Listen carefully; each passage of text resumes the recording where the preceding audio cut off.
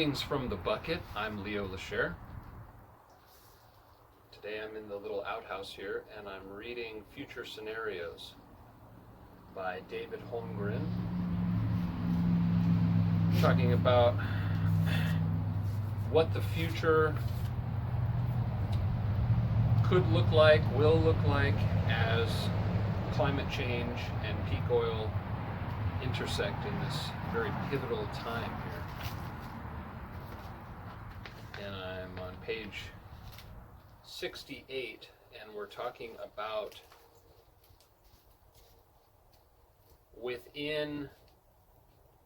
there's like 4 different, pardon, there's a dog trying to eat the phone. There's like 4 scenarios. There's a techno explosion, which is something like technology is just going to like solve all these problems, and we're going to like go to Mars, and we're going to like be flying around in jet cars and stuff. And then there's techno stability, which is something like business as usual. It's like we kind of sustain what we're doing now. Then there's energy descent, which is where there's less available cheap fossil energy, less and less available as time goes on. And we relocalize food supplies, and we come together as communities, and we slow down a lot, move around a lot less, catch rainwater, these kinds of things. And then the 4th scenario is collapse. So as permaculturists, we're looking at the context of the world and looking at all these systems that are in place that aren't permanent, that are very temporary. They're bubbles, really. The cheap fossil energy, the food supply, and the way food is being grown, distributed, the poisons being used, the chemical fertilizers and things. Not a sustainable way of moving about the earth, and really a destructive way of moving about the earth. So permaculture is looking at, without getting too into it, is looking at permanent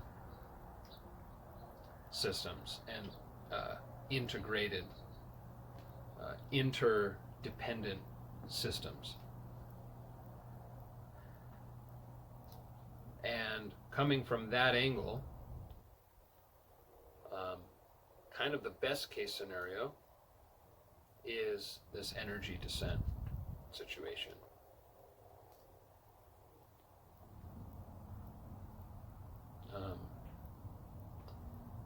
And so within energy descent,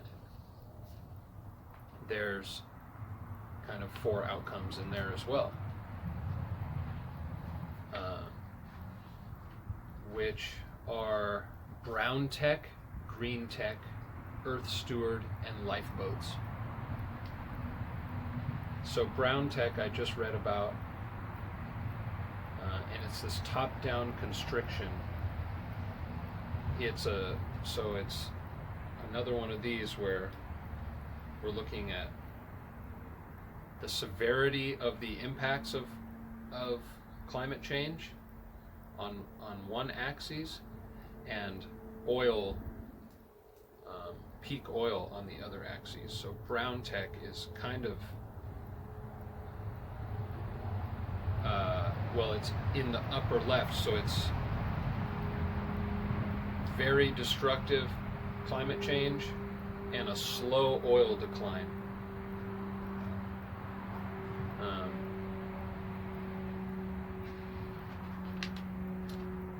And now this next one, which I'll read about, is green tech. So it's a slow energy decline. Let's see. What would it be?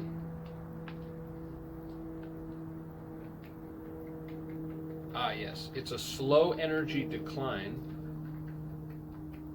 and a mild climate change symptom scenario.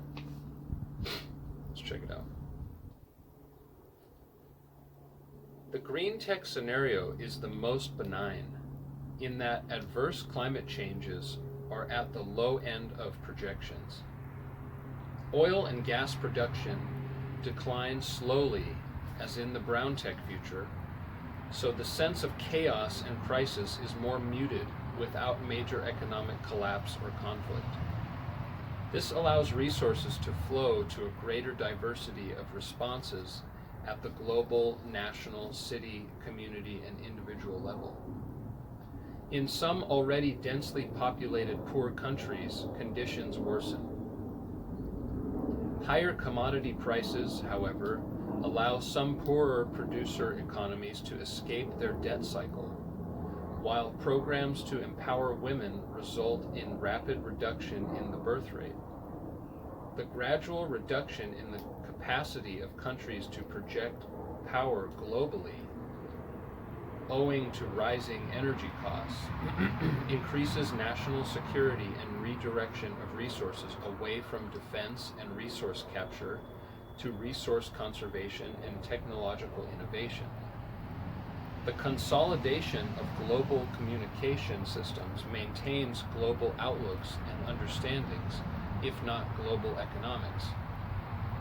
As in the brown tech scenario, electrification is a key element in the energy transition, but the renewable energy sources of wind, biomass, solar, hydro, tidal, and wave grow rapidly, developing a more diverse and distributed mix. The relatively benign climate allows a resurgence of rural and regional economies on the back of sustained and growing prices for all natural commodities, including feedstock for biofuels. The principles behind organic agriculture and ecological management and resource allocation become the norm in many farming systems, helping to stabilize agriculture channeled by increasing cost of energy, inputs, and albeit mild climate change. The accelerating conflict between biofuels and food is stabilized, if not resolved, by government subsidies to support food supply from agriculture, with biofuels coming mainly from forestry waste. In many regions, with prime agricultural land and small populations, wealthy farmers and agribusiness corporations are the main beneficiaries, employing both high technology and cheap labor from migrant workers. In some regions, with poorer and steeper land and more diversified land ownership, smaller scale polyculture systems designed using permaculture principles spread wealth more evenly through local communities. Continuous contraction affects large sections of the economy, but the energy, resource, and agriculture sectors, along with recycling and retrofit industries, experience rapid growth based on high commodity prices that are sustained despite economic recession in the main consuming economies. In some affluent countries, reform of monetary systems lowers the scale of financial collapse and refocuses capital on productive and socially useful innovation and investment. Information technology continues to yield gains in energy and resource management, from real-time pricing and self-healing electrical grids, to internet-based ride-sharing systems and telecommuting. Conservation yields the greatest gains with major public policies to change personal and organizational behavior. In other countries, especially the United States, the apparent opportunities for continued economic growth, combined with government policies to support a low-carbon economy, lead to a renewable energy investment bubble, followed by a severe recession. State and city governments responsible for providing services are able to lead much of the restructuring to more compact cities and towns with increasing public transportation infrastructure. Growth in large cities, especially in coastal lowlands, is reversed by public policies ahead of the worst effects of increasing energy costs and global warming, while regional cities, towns, and villages see modest growth on a compact urban model that preserves prime agricultural land and develops mixed-use neighborhoods with more local work and radically less commuting. The placing together of many of the more optimistic aspects of energy descent may seem artificial, but there are reasons to believe that the green tech scenario will tend toward a more egalitarian structure with the relative shift of power from control of oil wells and mines to control of the productivity of nature via traditional land uses such as agriculture and forestry and more novel renewable technologies. The inherently distributed nature of these resources will lead to more distributed economic and political power at the level of cities, with their hitherlands and organizations focused at this scale. For example, successful large-scale farmers who have reduced their dependence on energy-intensive inputs through permaculture strategies and organic methods may find new profits in more localized markets with prices sustained by policies that encourage regional self-reliance. Any profits beyond farming are likely to be invested into local energy systems that generate more employment and further reduce economic dependence on central governments and large corporations. It is possible that these same processes could lead to highly inequitable, even feudal systems. However, the universal focus on more sustainable production and reduced consumption is not only forced by remote and arbitrary central power,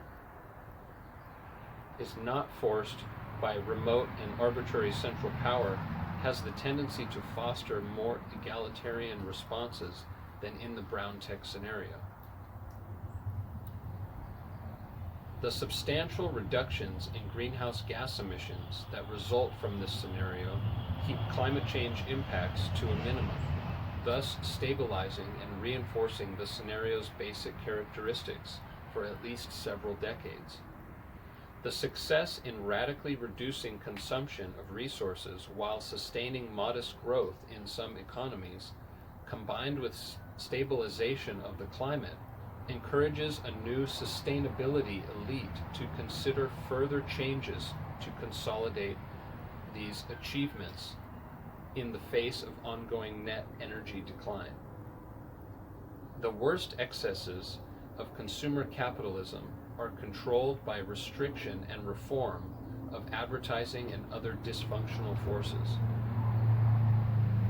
Civic culture strengthens where further transition towards a non-materialistic society combines with the maturation of feminism and environmentalism, and a resurgence in indigenous and traditional cultural values. These trends stabilize the accelerating loss of faith in secular humanism,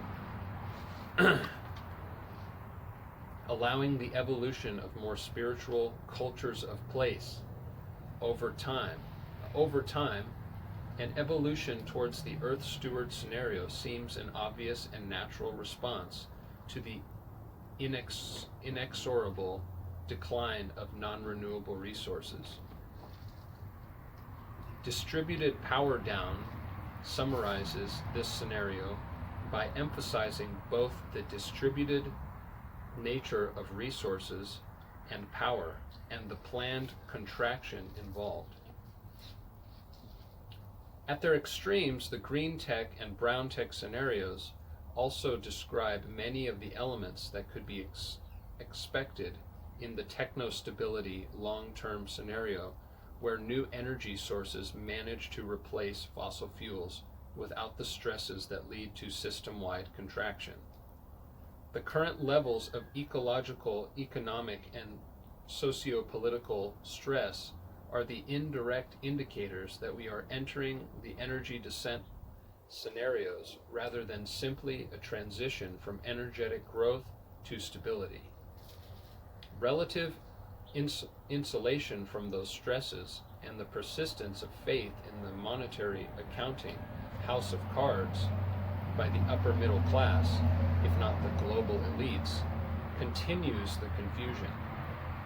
The lack of understanding of net energy concepts and disagreement among the experts on appropriate methods of net energy accounting, combined with political pressures from the unfolding crisis, lead to energetic dissent being mistaken for business as usual. Got some pictures here of a solar cooker at an eco-village, and a bunch of bicycle parking in Japan, organic, like a CSA, and then a big old building with a huge solar panel array on it.